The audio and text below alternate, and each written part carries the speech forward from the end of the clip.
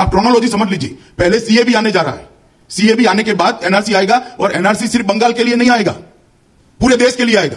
ये जो शरणार्थी है उसको चिंता करने की जरूरत नहीं है, घुसपैठियों को जरूर चिंता करने की जरूरत है। ना हिंदू खतरे में है, ना मुसलमान खतरे में है, धर्म का चश्मा हटाओ, पूरा हिंदुस्तान खतरे में है। ये भगत सिंह का देश है, ये अंबेडकर का कानून है जो कि संविधान है, उसको ये तोड़ मरोड़ कर रहे हैं, और ये हम कतई बर्दाश्त नहीं करने के।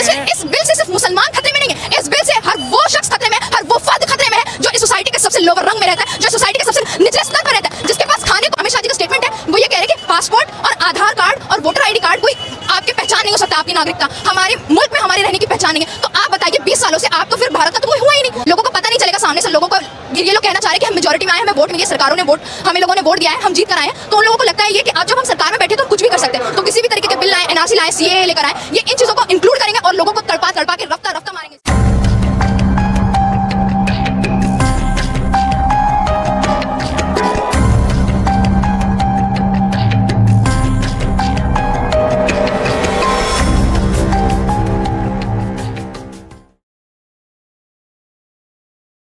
National register of citizens. दोस्तों, ये इंडियन सिटीजन्स का एक रजिस्टर है जिसमें सभी इंडियन सिटीजन्स को इंक्लूड किया जाएगा। लेकिन अगर कोई व्यक्ति खुद को इसमें इंक्लूड करवाना चाहता है तो उसको अपने डॉक्यूमेंट्स के थ्रू इसकी रिक्वायरमेंट्स को फुलफिल करना होगा और इस बात का प्रूफ देना होगा कि वो एक वैलिड इंडियन सिटीज़न है। दोस्तों, आसान भाषा में कहूँ तो इस प्रोसेस के थ्रू ये आइडेंटिफाई किया जाएगा कि कौन रियल इंडियन सिटीज़न है और कौन इलीगली भारत में रह रहा है। और इस प्रोसेस के बाद सभी इलीगल इमिग्रेंट्स को, चाहे वो किसी भी रिलीजन के हों, चाहे वो हिंदू हो, मुस्लिम हो, सिख हो या फिर किसी अदर रिलीजन के हों, वहीं डिपोर्ट कर दिया जाएगा जहां से वो आए थे। तो दोस्तों, ये है नेशनल रजिस्टर ऑफ सिटीजन्स यानी एनआरसी। लेकिन दोस्तों, एनआरसी को अभी तक इंडिया में असम के अलावा कहीं भी इम्प्लीमेंट नहीं किया गया है।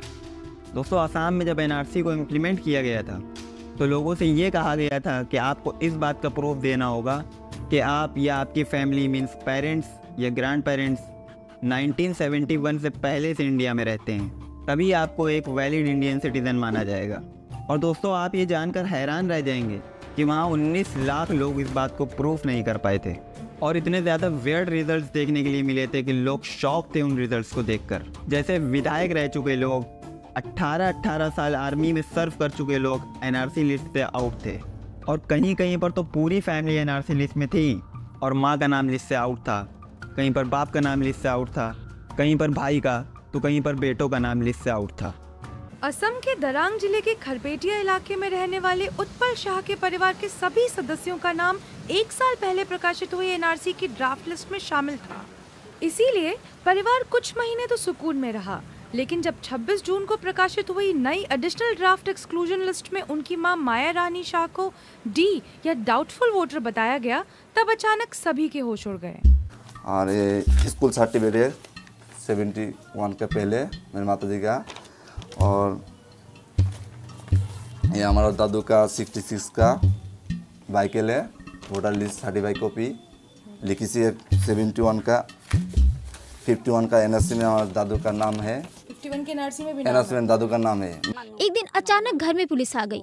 उस सुबह बहुत ठंड थी और मैं अपनी पोती के लिए आग जला रही थी। मैंने उनसे कई बार कहा कि मेरा नाम मधुबाला मंडल है और मैं बांग्लादेशी नहीं हूँ, लेकिन फिर भी उन्होंने मेरा नाम मधुबाला दास लिखा और मुझे कोकराझार जेल में बंद कर दिया। गलत पहचान के कारण 3 साल डिटेंशन सेल की यातना झेलकर बाइज्जत बाहर आई मधुबाला मंडल अपनी रिहाई की सारी उम्मीद छोड़ चुकी थी। जेल में मैं एक कमरे में 40 औरतों के साथ रहती थी। हम दिन भर रोते और यही सोचते रहते कि हमें किस बात की सज़ा दी जा रही है। वहाँ मेरी भूख खत्म हो गई और मैं बीमार रहने लगी। आंखों की रोशनी भी चली गई। मेरे सामने वहाँ कितने ही लोग बीमार पड़कर मर गए। मुझे लगा मैं भी मर जाऊंगी। समझ नहीं आता कि जब मैं भारतीय हूँ तो मुझे इस उम्र में बांग्लादेशी बताकर जेल में क्यों रखा गया।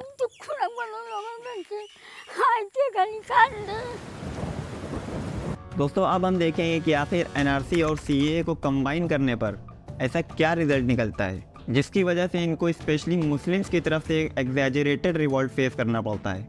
मगर इसे समझने से पहले आपको सीएए के बारे में जानना होगा। दोस्तों CAA पर मैंने अपनी लास्ट लॉन्ग वीडियो में डिटेल में बात करी है, जिसे देखने के लिए आप चैनल को विजिट कर सकते हैं। लेकिन आपके कॉन्सेप्ट को क्लियर करने के लिए मैं यहाँ पर भी ब्रीफली बता देता हूँ कि CAA क्या है। दोस्तों CAA यानी सिटीजनशिप अमेंडमेंट एक्ट लोगों को इंडियन सिटीजनशिप प्रोवाइड करवाने के लिए एक कानून है।